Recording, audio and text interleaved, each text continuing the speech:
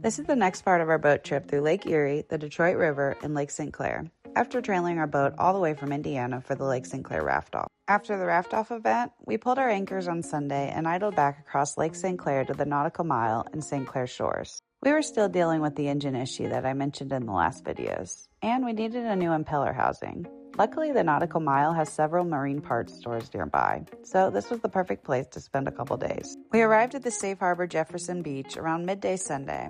We unloaded our scooters and headed straight to the West Marine liquidation sale before they closed. Although we really hate to see so many West Marine locations closing, we did pick up some more marine supplies and new offshore life jackets. After shopping, we headed over to the Ford House.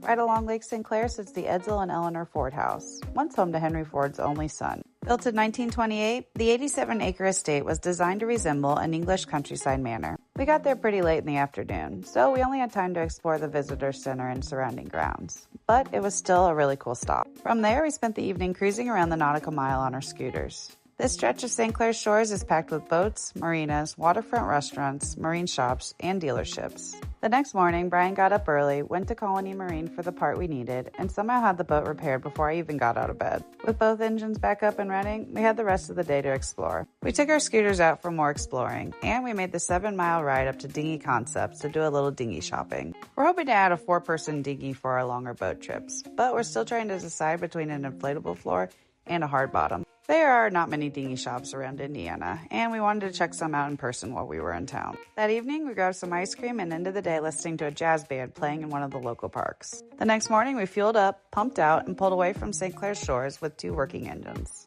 Our next stop was the Detroit River, where we'd be staying at another Safe Harbor marina and spending the day exploring Detroit and Belle Isle. But that's a story for the next video.